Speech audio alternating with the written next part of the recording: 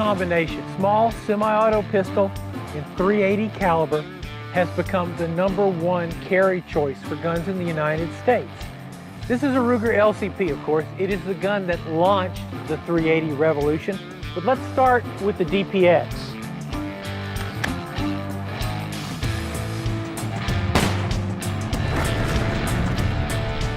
Let's take a look and see how it did here. These are 1/2-inch plywood panels.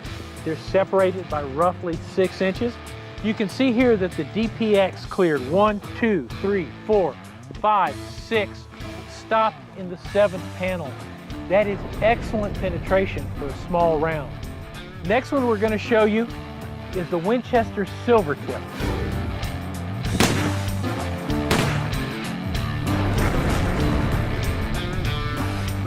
Let's see how the Silvertip performs. Stopped in the 7th panel. That shows you that a Silvertip, which again was one of the very early high-end protection ammos, still does the job.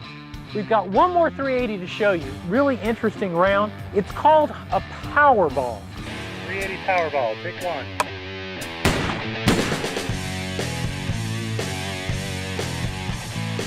Look at the nose of this guy. Essentially, there's a polymer ball fitted down into the hollow point. Why would you have that? Because you're forcing expansion. Obviously, you've got your entry hole here. A lot of destruction here in the plywood off the Powerball. 1, 2, 3, 4, 5 penetrated, and you can see here on the 6th panel, that's where a round ended up.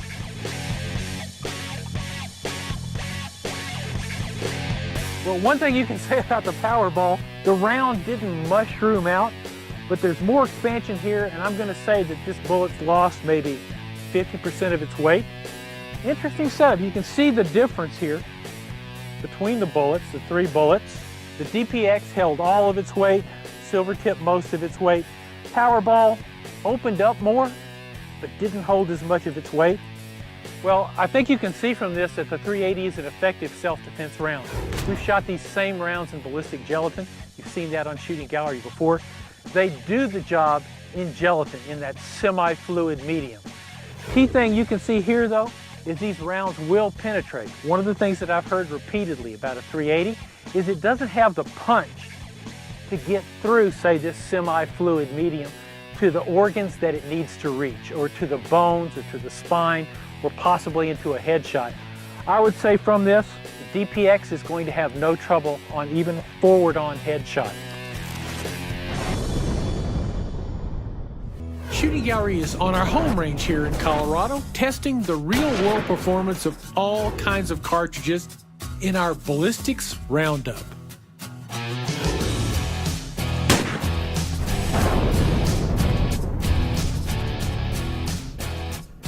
Another classic self-defense revolver, snub nose. This is a Ruger SP-101.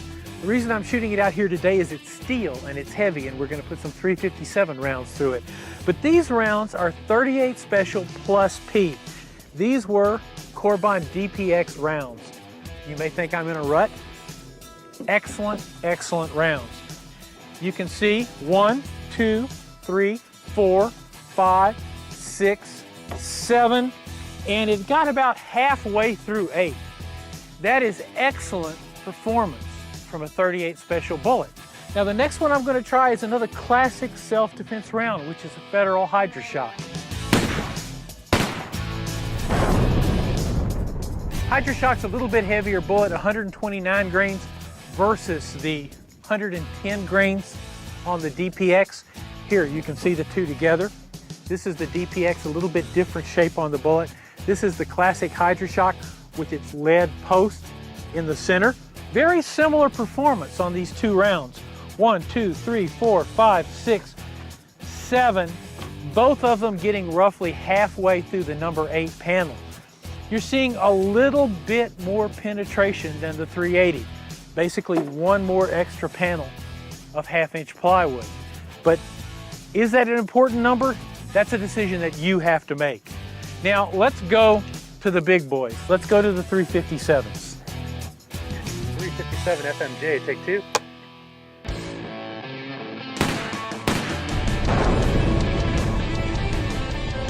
I thought I might change things up a bit here. That was an Armscore 357 125 grain full metal jacket. Now I'm going to bet that this particular round, as you can see right here, went all the way through the box and maybe through the berm. Full metal jacket, not a round you ever want to have in your self-defense gun. And let me show you why. Through 2, 3, 4, and right on into the berm. Full metal jacket bullets are designed to penetrate. They're designed to punch holes for a long way. So it's an inexpensive type of ammo to practice with, but it is not an ammo you want to see in your self-defense gun. Now let's try it with one of the greatest self-defense ammos out there. 357 Hornady critical defense. Take one. Critical.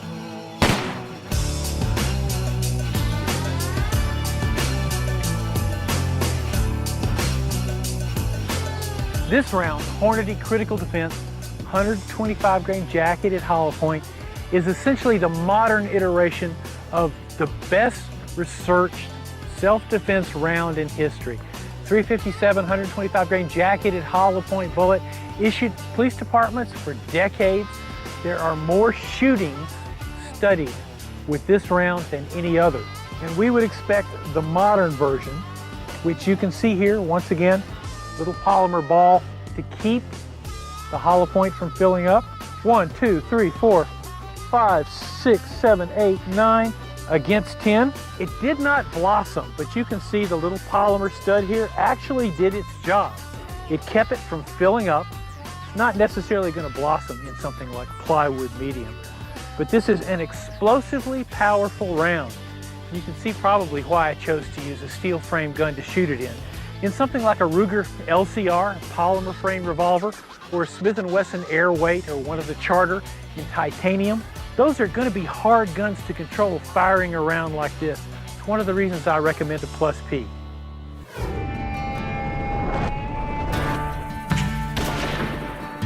.40 FMJ, take one.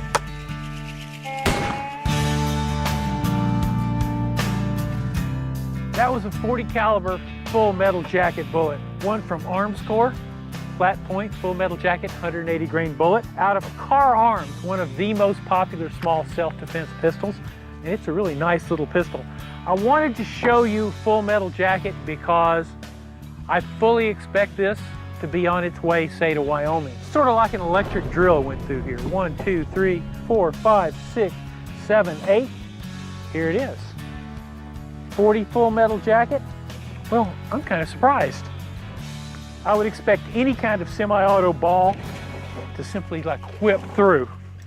Now let's run a self-defense round through it. Let's go with one of the Corbon DPX rounds.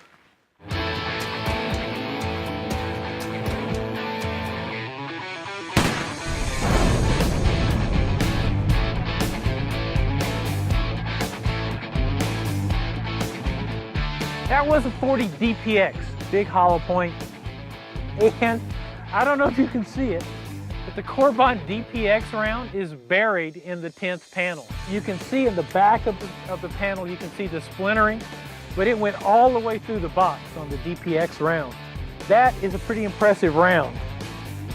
125 grain hollow point Wilson, take one.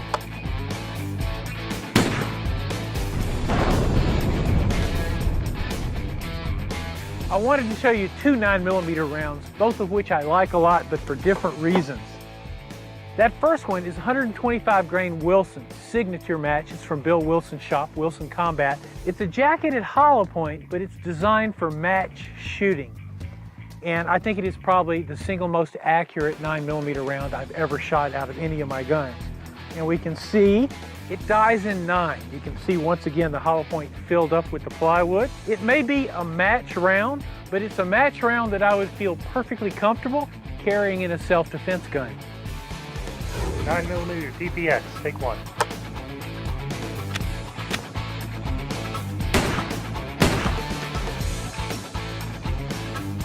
This is 9mm DPX, 115 grains plus P from Corbon. This is the round that I carry in all my self-defense 9mm, which is pretty much my daily carry gun. all the way through to Wyoming. Punched all 10 panels of our plywood out here. This is an explosive round. 45 FMJ, take one.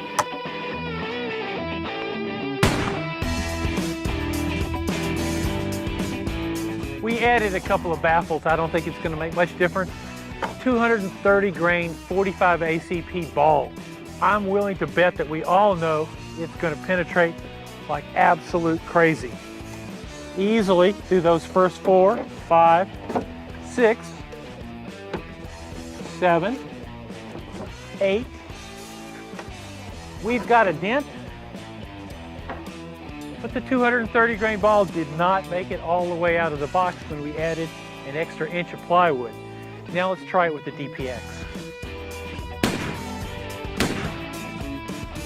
Once again, our favorite 45 DPX round, 185 grain, much lighter bullet, going substantially faster than ball, and easily through the early panels. We're heading toward the back of the box, and there it is. Right there. So remember, we added an extra inch of plywood. The DPX is stuck in plywood panel 12. A lot of penetration.